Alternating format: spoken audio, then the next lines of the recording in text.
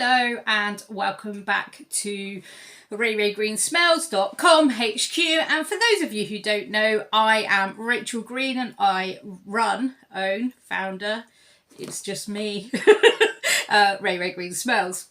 So I live in the UK with my 2 cats and no one else, because why would you want to share? Why would you want to share? I spent ages sharing my bedroom with my sister when I was growing up. Why would I want to share?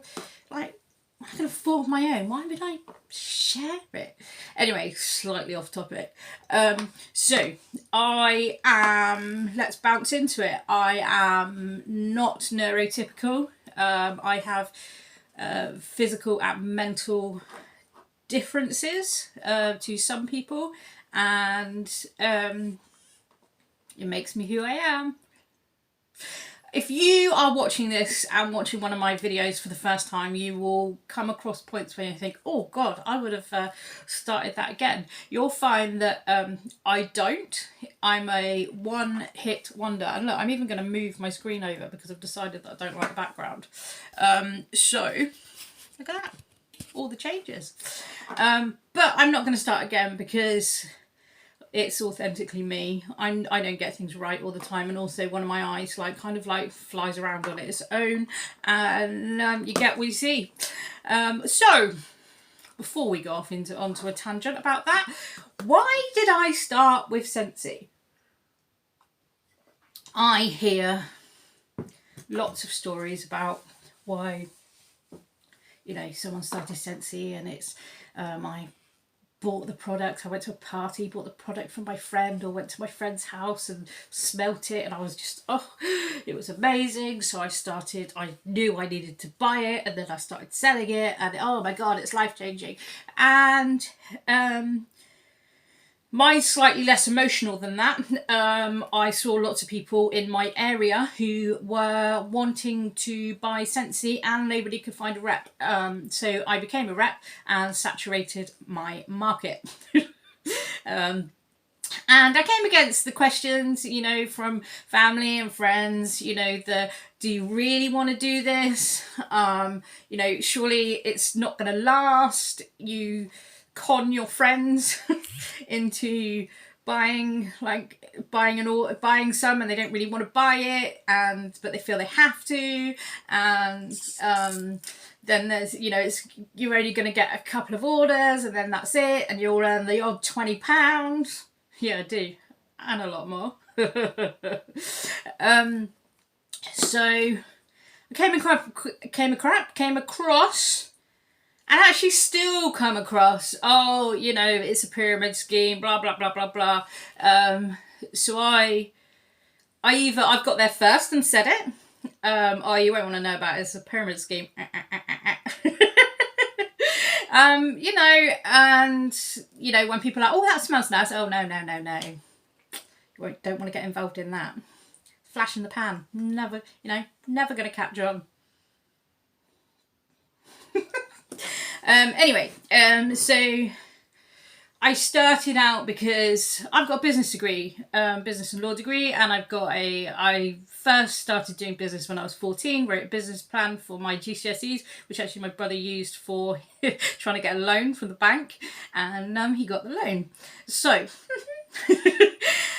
business is in my brain. It's very logical, and there's no black and white. No grey. It's all black and white. Because, 1 + 1 can never equal 3. So anyway, that's why I joined. What I didn't expect, I don't really know what I expected. I just knew that it was going to be successful. I don't do things that aren't going to be successful, because what's the point? You're either going to do it or you're not. I'm not perfect. Just throwing that out there. So since I started a number of years ago, there are other reasons why I carry on with Scentsy. My why, people talk a lot about why you do it. I want to put my nephew through private education in the UK, which costs money, because he is also not neurotypical, and he is just, he's amazing at maths. And I think that if he was in a classroom with less children, he would have better tailored teaching. And I want to provide that for him for his secondary education. So that's what gets me up in the morning. That's what makes me walk into my office in the morning. And do you know what? That doesn't help every day. Okay, so I have to do things to help myself be a successful business owner and mentor. And I request additional help from Sensi to help me overcome some barriers that are put in place by my different abilities. So the way I help myself is, I know that to have consistency, I need to write things down. So I've got a planner, and everything goes in the monthly planner. It's a paper one. My friend bought me a 5-year one a couple of years ago, and it's perfect because I can flick back and see what I did on this day 2 years ago. Oh God, what am I going to do after 5 years? I'm going to have to carry around 2 lots, and then after 10 years, I'm going to have to carry around 10 years plus the next 5 years. Sorry, tangent. Squirrel. I write everything down in my planner, and I've also got a to-do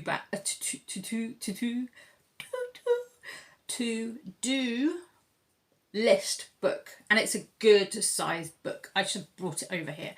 It's like an A4 in length, but not in width.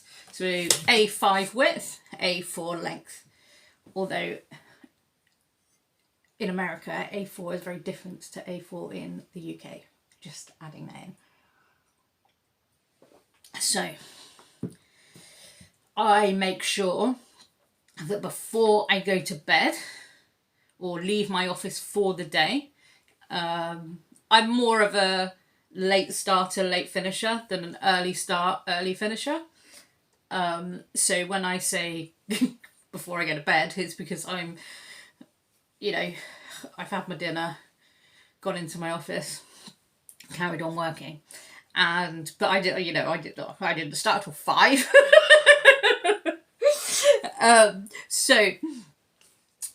Everything before I finish for the day, all my to-do list for the next day is compiled.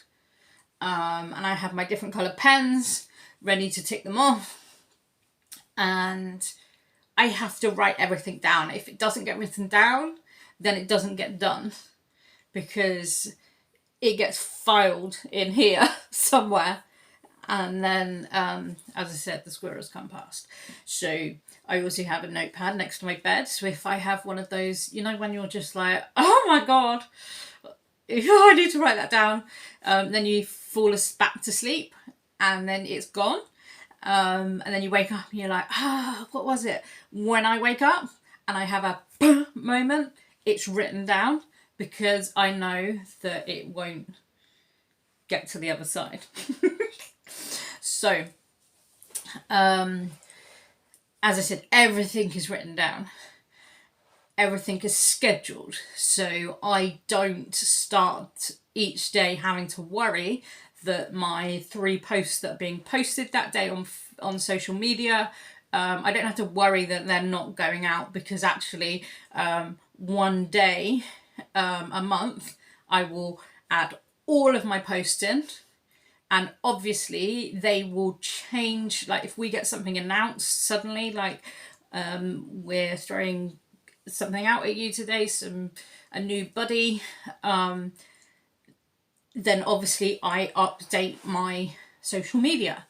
But I'm not kind of held prisoner by having to think every day, oh my God, I need to think of something new. I need to something, oh my God, I follow approximately the same format. month in, month out of what my posts are. And I know that's to do with how my brain works. But I find it easier to be like, oh yeah, you know, on the 1st of the month this is what happens, on the 2nd of the month this is what happens, blah blah blah blah blah blah, blah. You know, sociable Saturday, work it Wednesday. I'm not very good at doing what the normal people do, like wax change Wednesday, because I don't always change my wax on Wednesday, and that's really boring when you've seen like 4,000 consultants do it on the same day each week. Take that back in. So I help myself by making sure that I have the tools that I need. Things like, I know that we are going to be launching a catalogue twice a year, and I know which months I'm going to be having to prep those catalogues. Therefore, from my Amazon order, at the beginning of the month of prep, not the month of delivery, enough envelopes arrive. You know, it's all scheduled on my Amazon. Enough clear plastic wallets to put my catalogues in, because I like to keep them clean, so they will go in there, with a pen, with a free scent circle, with the tick sheets, with the sniff and rub and sniff stickers for all the new releases. So I need to have, because I put a pen or a pencil in. Actually, this time I'm saving and putting a pencil in, because it's £1 less a packet, which means that I save £4. And I like to give them a pen or a pencil, because don't give them a reason not to be able to fill in their sheets. So all of that is in my diary to get, because I get my pencils from a certain supermarket because they're cheaper than Amazon and other supermarkets. It works out much better from this one. It's usually more expensive. So, you know, I've bought them already so that they're ready to go, and everything has to be in place, because the minute I have one of my days where I can't function for 26 hours because I'm asleep, which then sometimes turns into then not being able to get up and having to rest that day and then go back to sleep. I need to know that my business is ticking over without me. I don't always have to show up. What's that thing? I saw it. Wait a minute. Oh no, I can't, because it's on my phone and it's recording on my phone. But there's like these things that say, however you're feeling, get up, get dressed, have a shower, get your glad rags on and put your teeth in and big smile and off you go. No, that's toxic positivity. I will come back to that. You know when you need to get up. You should also not feel guilty for resting and making yourself better. I have to be really firm with that. Before I saw it as a weakness. And then what I started to do, it's about 6 or 7 years ago, I used to write in my diary my rest days. And then, because I used to have a manual, paper diary. And I say, someone would say, oh, can I come and see you on Thursday? And I look at my diary and say, oh no, that's blocked out as a rest day. And some of them would say, oh yeah, cool, that's fine. What about Friday? And some of them say, oh, it's a rest day. Me coming over for a coffee doesn't interfere with your rest day. Yes, it does. I'm resting from interaction. And I'm recharging from interaction. And I had to be really firm with myself, and it created a great habit and a great respect from my friends, those who I realised very quickly who weren't necessarily great friends were the ones who stood on those boundaries and didn't accept those boundaries, and it was surprising. But Anyway, Scentsy helped me a huge amount. Scentsy make it so events are accessible for me. They make it so I have an exit strategy. So I can go to an event and they'll put me by a door. They'll reserve my seat. They'll take me in early. They'll make it so that I can view where it is and find out things like where the toilets are and things like that. And plan out so that I don't get overwhelmed. They also bring me structure. They don't know this.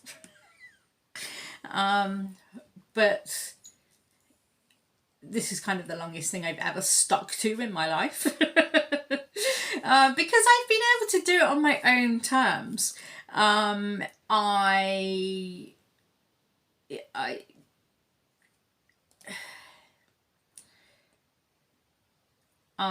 have quietly been hitting targets and being quite proud of myself, and it's really funny.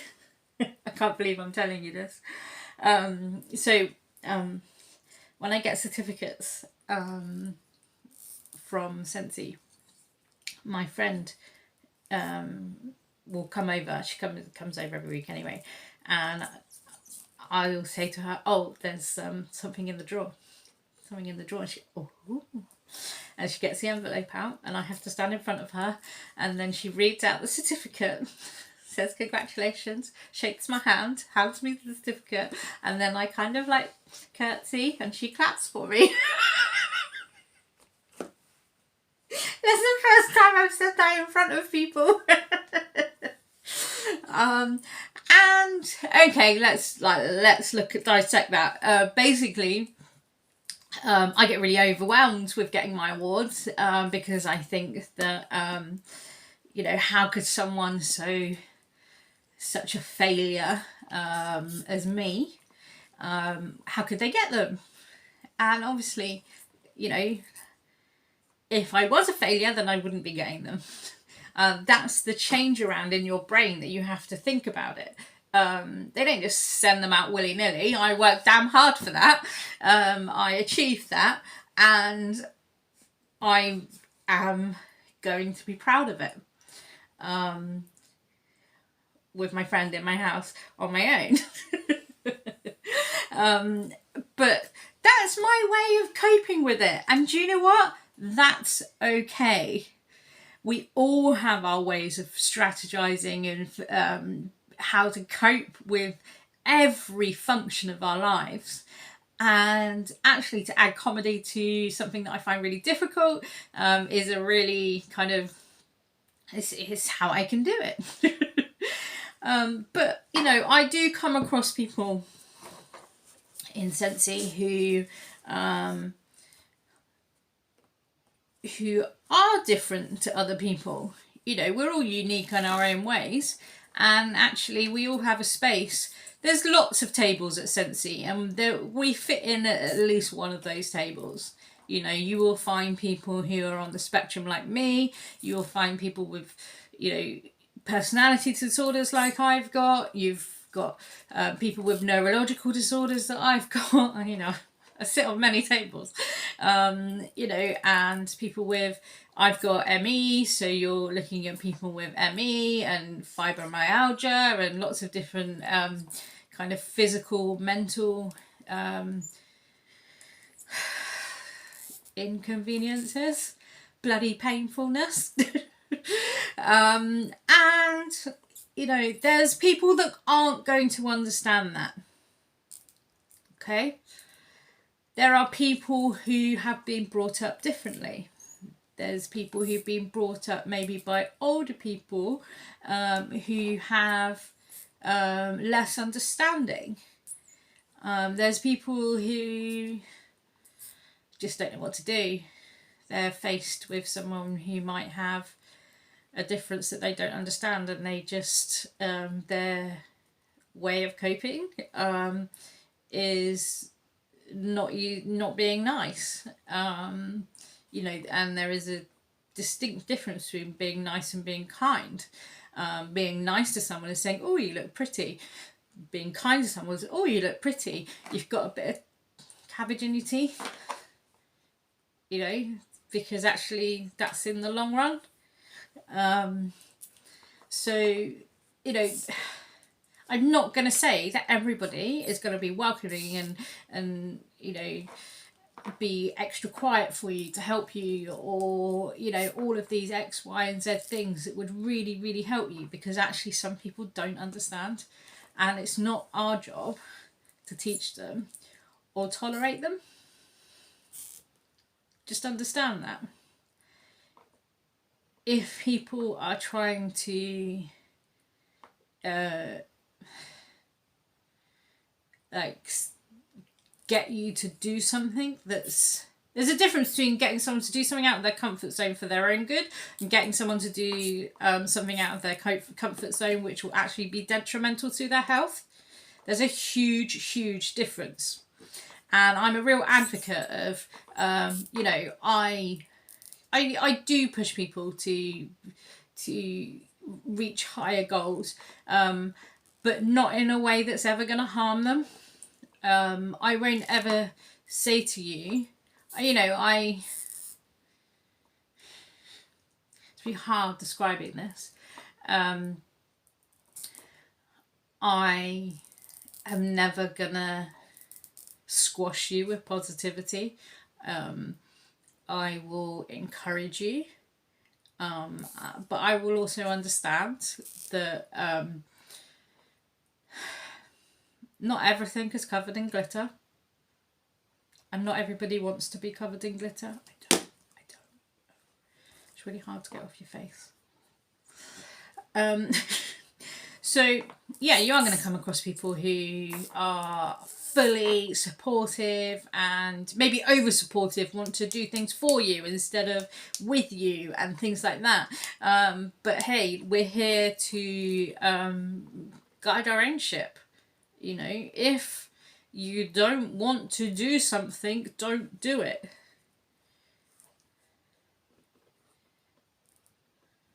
Well, they're saying that. One of my girls, she didn't want to do a live, and I knew that as soon as she did one, I knew that after the first 5-10 seconds she was going to be fine, so I made her do it. Now, God, she's been flying, does a live every 10 minutes. No, like, you know, I know when people just need a, but I also know when people need a, and it's being able to recognise that. And that's a long way in the making, and you can hope that people are like this, but you can't be guaranteed. And you know, everyone's different. If we were all the same, then it would be really boring. And so these people who don't treat you, so, you know, those who treat you with like real kid gloves, and the other end of the spectrum where they can't possibly touch you, you know, there is a middle. You know, I don't expect, you know, at university I've got extra time in my exams. I don't expect extra time in, you know, my month. If I don't hit my figures by, you know, the end of the month, that's it. You know, it's how, you know, set yourself end of month by the 5th.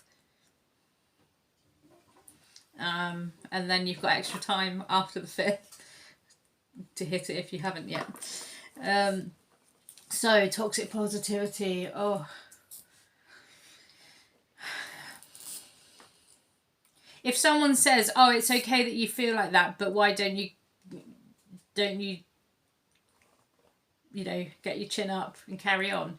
That's toxic positivity. That's them saying, "It's all right to be you, but don't be," which is bigger. Look at that perspective. So, you know, the emotions that you have they're squashing. That's toxic positivity, and that is not okay. I will not tolerate that. If I see it, I do tell people, because actually people should be told. Absolutely not.